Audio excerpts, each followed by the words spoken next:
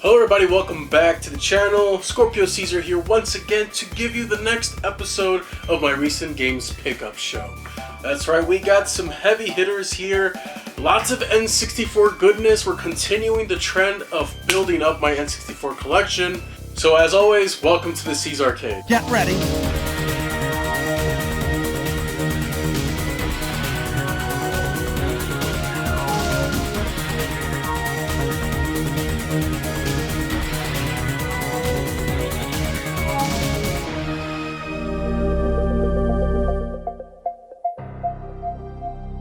Let's start off with, well, what do we got? So we got some eBay pickups and the rest is claim sales. But I do want to show off these amazing 3D printed display pieces that my brother-in-law printed out for me. I mean, look at these.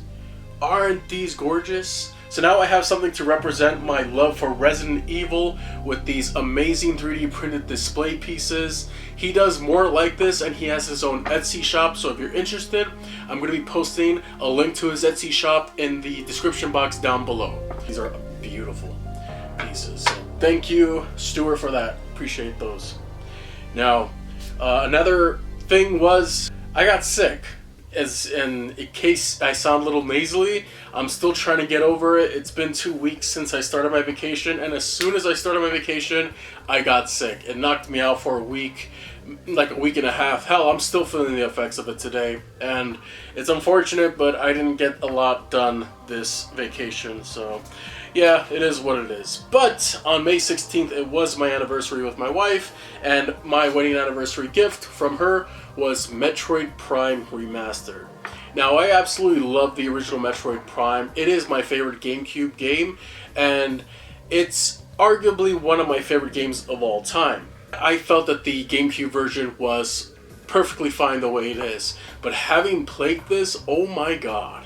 The amount of work that they put into the graphics in this remaster, it's amazing. It's quite simply, it feels like a remake. It's hard to distinguish sometimes what a remake and a remaster is, but oh man, I really do hope they get a chance to go back and remaster part 2 and part 3, because if they only do just part 1, I feel that's a missed opportunity. But this is an amazing experience to actually play, and the control methods that they have in this one are top-notch. They really did give you a whole plethora of options when it comes to controls for that game. Me personally, I still feel the game feels natural on a GameCube controller, but the twin sticks, but being able to use dual analog sticks, it feels like amazing. It feels so natural, especially the way they implemented it. So if you haven't picked up Metroid Prime Remaster, definitely do. This was an amazing anniversary gift, so thank you to Wifey for that. So there was a lot more to be included in today's episode, but I decided to break it up and include some of those in some YouTube shorts. And in case you don't know what a claim sale is, popping up on the top right hand corner of your screen is a link to my last video where I explain claim sales, what they are, how to get started, and some helpful tips and accounts that you can follow. So definitely give that video a watch if you missed out on it. Alright, so starting with claim sales, let's talk a little bit about these two here. I saw these pop up and I was like, you know what? I'm curious. I like the Rainbow Six on the Xbox. So when I saw these pop up for the prices that I did, from Captain Clark, I decided to claim them. One of them was like $6, the other one was $8. Honestly, very cheap, all things considered. I haven't picked up a Dreamcast game in quite some time. So I was very curious about these, and from what I played, the first one, especially the second one, these are interesting to control because you aim with the analog stick and you use the face buttons to move, because the Dreamcast only had one analog stick. So it's a very interesting control scheme, but it gets the job done. Now these are more focused on tactical, like placement of your soldiers and everything, and I'm not really for that. I prefer how it was on the Xbox, where it was just kind of like, yeah, you're tactical, you want to be careful where you're going, but at the same time, you could just kind of gun everybody down if you want to. You don't have to worry about the placement of where your guys are. So yeah, a little rough around the edges, but hey, they're not bad games.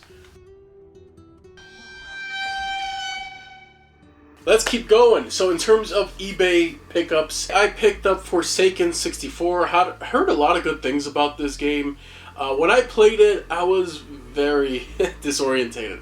It's like a free roaming kind of floaty first-person shooter. There is a third-person mode in there, but it doesn't look as good as it does in first person. But you have like free control of where you go, and the levels are very claustrophobic and very tight. It's an interesting game, and it's not a bad one, but it's not for everybody. I mean, just look at the gameplay here and tell me this isn't going to give you motion sickness, because it almost did for me. So yeah, Forsaken 64. Listen, I forget like how much I paid for most of these, and I didn't list them down. If it's a big issue, let me know in the comment section below if you prefer if I talk about how much I paid for them, or if that's not something you really care for. Because I've been always talking about how much I pay for games, and sometimes I wonder, does anybody even care? So, next up we have Battle Tanks and Battle Tanks Global Assault. These are two very fun, simple tank games for the N64. This is the first one, this is the sequel. I love that green cartridge, it looks gorgeous. You're a tank, you blow shit up. That's basically what it is. And the one thing I remember more about these games was the actual advert for it. And just watching on TV the commercial, me and my sister would laugh seeing the Snuggles bear getting absolutely terrorized by a bunch of tanks. It was hilarious, it was very good advertising, because hell, I remembered it. Next up we have a game that I originally owned on the Dreamcast. I didn't care for it on the Dreamcast, and then I decided to give it another shot. Yet I went with the N64 version of Revolt. Has anybody ever played this game? Let me know in the comment section down below, because I hear a lot of people who are nostalgic about this game, but me trying to play it on the N64 is a nightmare. I thought I was going to like it better on the N64. Boy, was I wrong. I didn't know how good I had it on the Dreamcast. The resolution for this game isn't that great. When you try to use the medium resolution mode, the frame rate is just horrible. And just normally alone, the frame rate is pretty bad. And you know what it is? It wouldn't be so bad if the controls weren't as touchy as they were. I heard about the analog stick being very touchy with this game, and your cars being prone to spinning out. It's weird. It depends on the terrain that you're on, but there are some areas where you're driving on marble and you just spin out for no reason. And there's just so much in the way on the track that it just kills the fun for me, because I'm always crashing into stuff. I don't know how anybody enjoyed this game, but hey, if you did, let me know, because I certainly did not like it. Next up we have Mischief Makers. I heard a lot of great things about this. This is considered a hidden gem for a lot of people, and me personally, I was very interested in playing it because it's a Treasure game. Treasure are some phenomenal developers from back in the days. This one actually has a Blockbuster label on the back, which is pretty cute. But from what I played, it's a 2D kind of platforming adventure game. Very interesting graphically, and from what I played so far, I'm really liking it. It's got a lot of personality, and I can't wait to play some more. So, Mischief Makers on the N64. Next up, we have Shadowgate 64. This is a game I ended up looking at some reviews about. I never actually heard about it back in the days, but having played a bit of it, I got sucked into it. It's definitely atmospheric, and it's a first-person kind of adventure game with puzzle elements. There's like no enemies or anything in this game. It's just you, the environments, the hazards in the environments, and the puzzles. And it's actually not bad. I'm really liking the atmosphere and the music and just the tone of the game. It's very interesting. I mean, just look at the gameplay here. Tell me, what do you think of this game in particular? It's a very interesting one. So yeah, Shadowgate 64, Trials of the Four Towers. Very interesting game. This one was one of the more pricier ones. I think I paid $35 for this one. I think I got it in a... Yeah, I won that auction, so... Yes, excellent news. Okay, moving on. We got some games from the Game Supplier 1994. I ended up trading him 4 Switch games. One was Super Mario Party. The other one was The Takeover. And then there was a couple of other ones. I think Monster Crown. And I forgot the last one. But it's not important. I got some credit from him. And I ended up getting these with that credit. Kirby Triple Deluxe. This was a 3DS game that I used to own. I really did enjoy it when I did play it, but I never finished it, and then I eventually traded it in. Big mistake. I'm glad I have it once again, especially now that the eShop is closed. I had to own it, and now I have Triple Deluxe and Planet Robobot. So I'm really happy to have added this one back into the collection. This was one of the ones that I really wanted. Alright, the next two are Mario sports games. These are the ones that started it pretty much. Mario Golf and Mario Tennis. Now Mario Golf I've played before, as well as Mario Tennis, but on the Nintendo Switch service. And yeah, I mean, they're classics in their own right. Granted, I preferred the GameCube versions of both games, and Mario Tennis Aces on the Switch was really, really good. But yeah, I mean, these are the ones that started it all, so pretty much, and I really enjoyed them. I especially like the Game Boy Color version of Mario Tennis. I need to get that one again in the future. So, alright, so now that we got those out of the way, let's move on. Next up, we got some claims from Retro Hex Collects. Definitely give them a follow on Instagram. This is not the first time I've gotten claims from them, but here are some N64 titles that I did get from them, and I'm really happy to have these. In particular, we have Tony Hawk Pro Skater. I never actually played Tony Hawk Pro Skater on the N64. It's cool to have it actually on this console. It's rough looking, but it plays like Tony Hawk. I mean, it is what it is. I suck at these games personally, but it's still nice to have them. So I just wanted the first one. I don't know why, I just did. Next up we have a fighting game from Natsume, Flying Dragon. This one cost around $20. I think, yeah, this one was interesting. It's got two modes where there's like a chibi mode, which is more 2D focused, and there's a 3D mode, which is still kind of 2D focused, but you can kind of sidestep in it. It's interesting. The N64 wasn't really known for fighting games in particular, and the N64 wasn't really known for fighting games or RPGs for that matter, so to be able to actually own this and see what it's all about, it's a very interesting game, but it's not a great one either. Castlevania 64. Now, a lot of people weren't too big on the 3D Castlevanias. Everybody seems to prefer like the 2D ones and Symphony of the Night for that matter. And listen, I don't blame them, especially the Castlevania, you know, the Metroidvania style ones. Those were the ones I pretty much started with on the DS, but I wanted to go back and check this one out.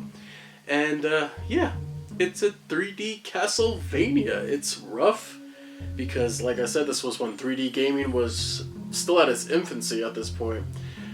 It's interesting. I like the graphical style that it has going for it, but I believe it's got a better version that came out later, but that one's a lot more expensive, so I just kind of went with this one. Super Mario 64. This was the very first N64 game that I ever played when we rented it from Blockbuster. You know this game needs no introduction. Just playing through it again for old time's sake, I'm having a ball going through it. It's one of those games where I return to every few years just to go through it and get some stars and just have a good old time with it, because it just reminds me of my childhood, and it's such a great game. I absolutely love it to death. Hit that like button if you also experienced Super Mario 64, and if you feel Super Mario 64 is still the best 3D Mario game out there. Alright, we got quite a few games here from Cali Claims, so let's go through these pretty fast. WWF Wrestlemania 2000. I just wanted this just to have it. It's not the best wrestling game I've ever played. I was more of a SmackDown guy, but I remember a friend named William bringing this over one time, and we popped it in my N64, and I was pretty interested in how it was, but the gameplay was a little too slow for me. Like I said, I was more of a SmackDown kind of guy. So it's cool just to have it, just to own it. Next up we have Disney's Tarzan. This is like a 2.5D platformer, and it was one that was reviewed pretty well, better than the PS1 version. I never actually played it in the past, but it's a game that I'm really interested in owning because I love 3D platformers, especially 2.5D platformers, and one that's based off the Disney's Tarzan. It's not bad at all. It's actually really good. So if you haven't checked that one out, definitely do when you get the chance. Speaking of platformers, here we have another one here. Toy Story 2 on the N64. Now I know a lot of people prefer the PS1 and Dreamcast version, but I saw this one and I was like, you know what? I played Toy Story on the Super Nintendo growing up. That was one of my favorite games on that system, and I figured might as well get Toy Story 2 on the N64. You know, granted, like I said, it don't look as good as the PS1 and Dreamcast versions, but it is what it is. It's the same game at the end of the day, and it plays fine for me. So yeah, Toy Story 2. Next up, we have a game that always eluded me because I played the original on the Super Nintendo and really had a good time with it, but I never owned or played Killer Instinct Gold on the N64. That changed. I finally got around to playing it. It's tough. These games were tough, but the combo system in Killer Instinct is still one of my favorite combo systems ever in a fighting game, and it definitely plays well even to this day. The graphics are kind of like 2.5D.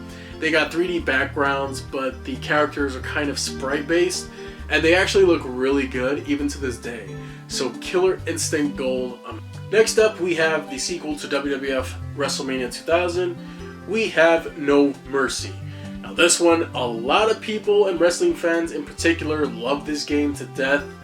They say it's the greatest wrestling game of all time. Me, I disagree. It's not my favorite, but I do know it's a significant one, and I really wanted to own it so I could finally play it a bit. I played it. It's a slower based wrestling game, but it is still really good. Like I said before though, I'm still a SmackDown guy all the way through, so I got it mainly as a curiosity, and it's a must-own for wrestling fans. So next up, we have a red cartridge here, SpiderMan on the N64. Unfortunately, this one didn't get the sequel on the N64. The PS1 got the sequel, but man, look at that cartridge. It's a red cartridge for Spider-Man. It just works out so well. And a lot of people prefer this version because of the comic book style cutscenes in it. And I can't disagree with them. The game looks great, it plays great even to this day, and sure, it's a primitive Spider-Man game, but it was one of the first 3D Spider-Man games, if not the first. Still really worth playing.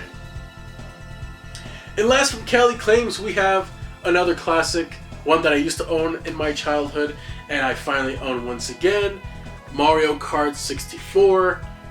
I was having a ball playing with this one once again after so many years ago.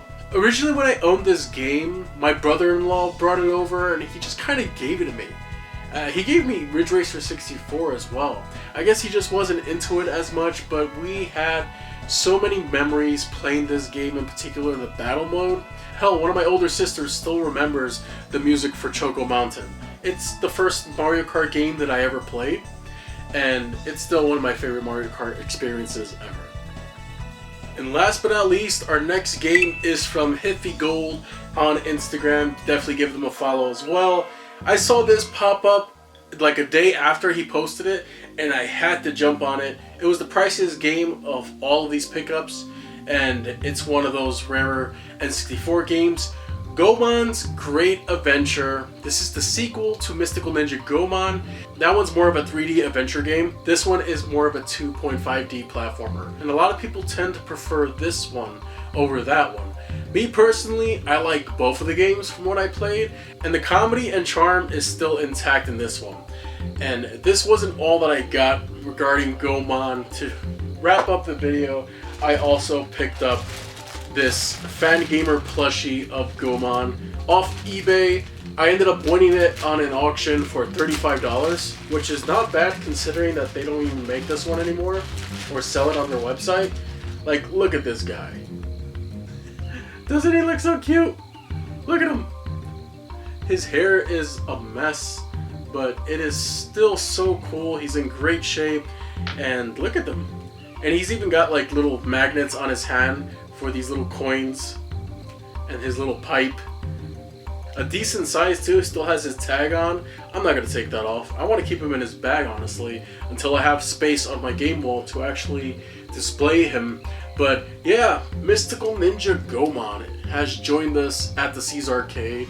Let me know in the comment section below if you played any of these games growing up and what are your thoughts on them. I'm very interested in hearing your history with any of them. So thanks for watching today's episode of Growing the Game Wall. I hope you all enjoyed it, and I'll see you all very soon. I bid you all a good game and good night.